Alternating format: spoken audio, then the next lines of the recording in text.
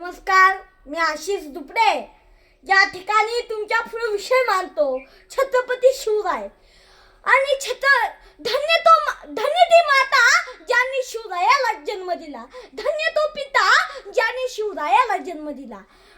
शिवरायाला जन्माला घातलं असा मासाहेब जिजाऊ आणि शहाजीराजे.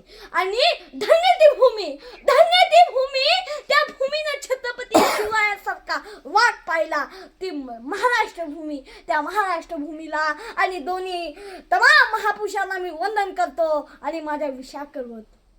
खरं तर विनोदाचा भाग सोडा, ठरलं तर मग. आणि आई कुठे काय करते या मालिकेची मीटिंग आवरून तुम्ही माझ्या भाषणाला उपस्थित राहिला, त्याबद्दल तुमचे प्रथमतः मी आभार करतो.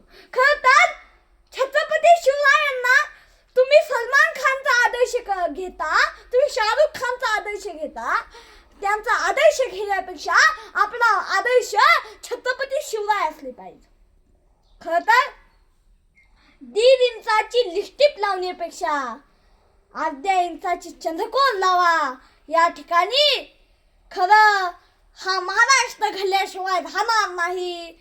जय जय महाराष्ट्र माझा, गरजा महाराष्ट्र माझा, भीती नामा तुझी मुली गडगडणाऱ्या नभा. खरं तर हा महाराष्ट्र मला खूप भाग्यवंत आहे, कारण या भूमीनं, या देशानं छत्रपती शिवरायांसारखा राजा बघितला आणि ते आपलं भाग्य आहे की आपल्या भूमीमध्ये आपला राजा जन्मला. खरं तर जगणारे ते मावे होते, जगविणारा तो महाराष्ट्र होता.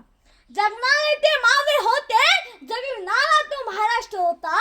आपल्या स्वतःच्या कुटुंबाला विसरून जनतेकडे मायेने हात फिरवणारा राजा तो माझा जिजाऊचा शुभ होता, तो माझा जिजाऊचा शुभ. जब जब मराठे तलवार उठाएंगे तब हर मराठी का खून भी जोशेगा. जब मराठी तलवार उठाएंगे तब हर मराठी का खून भी जोशेगा. कब्र में लेटा हुआ औरंगजेब भी हर हर महादेव बोलेगा. कब्र में लेटा हुआ औरंगजेब भी हर हर महादेव बोलेगा, हर हर महादेव बोलेगा. खरं तर आपला आदर्श कोण असला पाहिजे? मगाशीच म्हणलं, आपला आदर्श शाहरुख खान नसावा, आपला आदर्श शाहरुख खान नसावा, आपला आदर्श सलमान खान नसावा.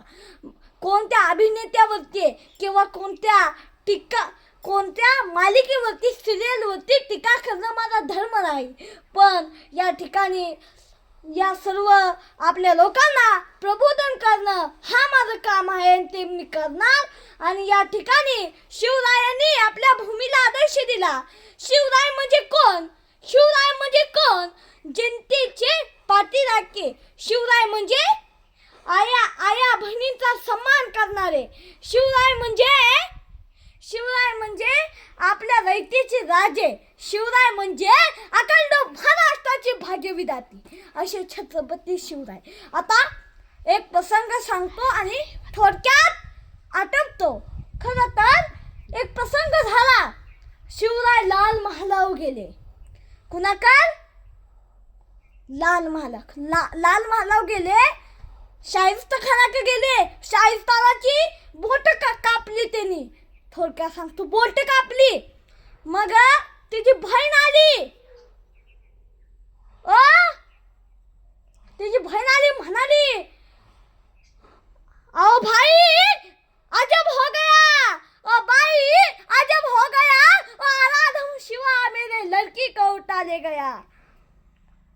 शाहिस्तेखान म्हणतो, चुप का पगली?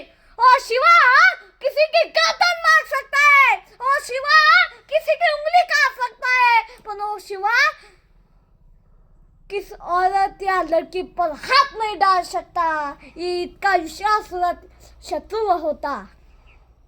तर आज बोलणारे पण भरपूर नाही आणि ऐकणारे पण भरपूर नाही. काळाची आणि वेळेची मी भान राखतो. आणि जाता जाता फक्त तुमच्यासाठी 2 ओळी. खरं तर माझं भाग्य आहे आज या गावामध्ये मला बोलण्याची संधी मिळाली. तुमच्या गावातील लोक तुम्ही खूप दानशूर आहात. मी जर मागितलं तर तुम्ही सोन्याची अंगठी सुद्धा काढून द्यायला तयार होतात, पण ते मला नको. तुम्हाला फक्त टाळ्या तुम्ही मला द्या. तुमच्या टाळ्यांची दात ही आशिष संतोष दुबरेची जायदाद करून ठेवा. शेवटला जाता माझ्यामुळं कोणाचं मन दुखावलं असेल तर मी तुम्हा सर्वांची दिलगिरी व्यक्त करतो आणि थांबतो. जय हिंद, जय महाराष्ट्र, जय हिंदुस्तान.